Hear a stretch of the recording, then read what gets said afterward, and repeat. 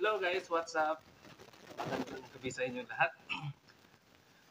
Ano nangyari sa impeachment case ni VP Sara na inano ng mga congressman?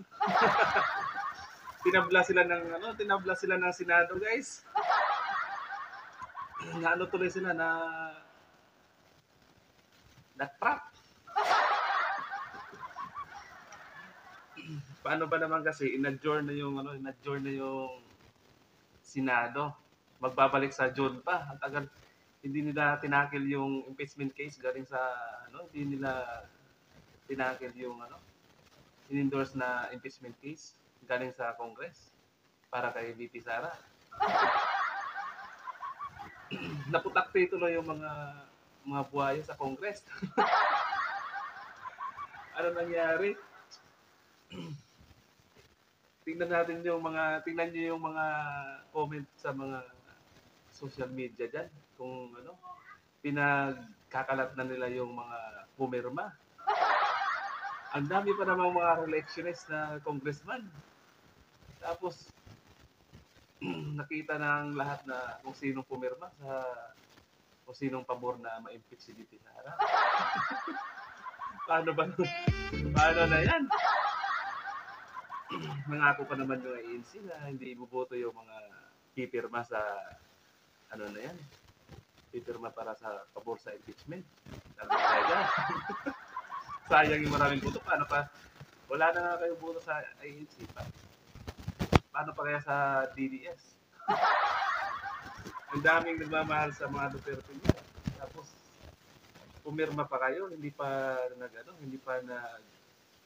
niyo pa pinatapos yung eleksyon. Atat kayo ma-impeach si VP Sara. Kaya gantihan yan sa eleksyon. Makikita natin yan kung mananalo pa kayo. Ano yan? Talagang tinabla sila ng Senado, guys.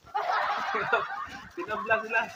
Kasi in-adjourn agad eh. Tapos magbabalik pa sa June 2. Tagal. Pagkatapos pa ng midterm election, saka pa bubuksan. Paano yan? Sabi ng dating Supreme Court Justice, Chief Justice, na panibagong Congress, babaliwala yung mga pinirmahan nila na ma-impeach si Sara. Gagawa sila ng panibagong maniobra para ma-approve yung impeachment. Kasi mag-expire daw. Mag-expire na yung nila, hindi na gagawa ulit, pipirma ulit sila niyan. Nako. Pakinggan natin yung kung paano sila tinabla ng Senado, guys. Si Senador Joel Villanueva yung pakinggan natin to.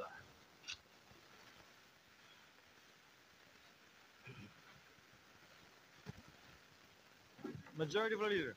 Mr. President, before we adjourn, may I remind our colleagues that there is a standing resolution number 21, entitled Resolution Authorizing All Regular Standing Committees, Oversight Committees, and Special Committees of the Senate to conduct meetings. Siguro habang nagsasalita si Villanueva nito, nakikinig yung Congress sa wakas. Lalo na yung mga kaliwa na yan. Sa wakas. Atin na yung poll. Wag na, kasi may binanggit din si Senator Ivy dati. Bakit? Ang daming gusto ma-impeach si Sara dahil sa may sinabi siya. Papakinggan din natin mamaya. Opinion natin yung sinabi ni Leonard.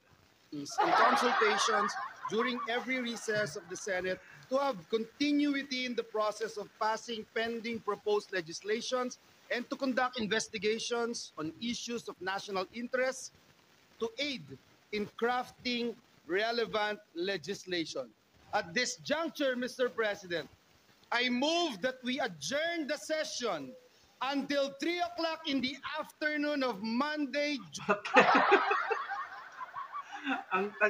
Pagkatapos pa ng eleksyon, nagkamali yata sila ng pag-file ng impeachment. Hindi pinansin yung in-endorse nila. Halos nagtatalon-talon pa naman yung lalo na si Francis Castro. Palakpakan talaga. Grabe yung palakpakan niya na-approve na ng one-third ng mga congressman, member ng Congress. 215 congressman, pumirma. Tapos, in-endorse sila sa Senado, hindi man lang pinansin. Dinili nila ng pagkatapos pa ng midterm election sa June pa. May bagong upo na mga senador at congressman. Paano na yan? Patuloy natin. June 2, 2025. So moved, Mr. President. There is a motion. Atin na si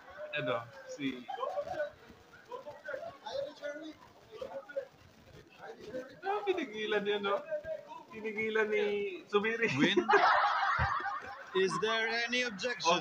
Gano'n pa si Chis Cordero talagang dinahandahan pa Baka naman, ba't wala, hindi nakikita yun sa Rizal Ontiveros, no? Kasi re-electionist kasi ito para baka makadali pa ng mga Duterte supporters pag hindi siya nagsalita dyan. Pag nagsalita siya dyan, baka wala siyang makuha ang boto, hindi na siya makabalik sa Senado. natakot objection Sige. There being none, session is adjourned until 3 o'clock in the afternoon of Monday, June 2, 2025. Thank you, Mr. President. Thank you to our staff and Senate employees. Mabuhay ang Talaga Senado. naman. Since yung verified impeachment today against Grabe. VP5, Ano nangyari? Sabi na nga ba Paano na yan? Talagang talon pa naman si talon pa yun. Talagang abot langit yung ngiti ni convicted Francis Castro. Talaga lalo na si Iwi na akbayan din yun. Consider this as your due date, VP Sara. Tapos pagdating sa Senado, hindi pinansin. Ano nangyari? At ito pa pala, nagsalita rin si ex-Chief Justice Carpio na tungkol sa impeachment. Pakinggan natin na. Ay na sir, kasi mag-election ng campaign period will start February 11. Wala na silang time. Babalik sila Wala na silang tayo. June. Babalik sila June. Pero sa June, konti lang. I think they have just 2 weeks to 14, 15 session days. Chief, ex-Chief Justice to nagsasalita. Kung tama ba yung ginawa ng Congress na ngayon nila pinain. Kaya nagsalita siya na wala talaga. Pinglawan to pinglawan. Hindi siya napakinggan kung anong dapat gawin. Pakinggan natin ulit. Tsaka walang they will not be interested, hindi matapos. Kasi you have to give Sara 10 days to answer the complaint. Maubos yun Yung 15 days yun, baliwala yun Because you have to give Sara time to file his comment. Anong position ng? Ang position namin, don't file it now because you cannot act. Nag-ano nga siya, pero hindi siya pinakinggan. Akala ng mga buhaya sa Congress na siyempre kalyado nila yung Senate President, si Cheese. Sigurado tayo dyan na mapuproceed to kasi malakas tayo sa kay Senator Cheese. Yun pala, tinanong niya, walang object. Oh, pakinggan natin ulit si si Chief Justice Within, kasi mag-expire yung Senate eh. Hmm. So there will be a new Senate. So you have to refile it. Start from zero. Oo, magsa-start yung zero. At sabihin ng Sara, expire. Paano ba yan? Mag-expire tapos kakalap na naman ng pirma. Another na naman dyan. Continue. Na yung Senate. So, they have to start all over again. It raises so many questions. So, So yun nga. Wala na. Wala na silang wala na silang napala. Another bigayan na naman, another pirmahan na naman yan, gagawin yan sa pagbalik ng Congress sa Senado. Pagbalik ng session nila. Talagang pinabla sila. Mag-re-election eh. Madaming re-electionist na senador saka congressman, kaya takot din sila. Pero sa Congress, wala natakot. Ay, kunti lang yung talagang ang daming pumirma kasi may mga nangyayaring bigayan. So, yun guys. Subscribe, share, at like para tuloy-tuloy na yung ating pag-vlog. Salamat!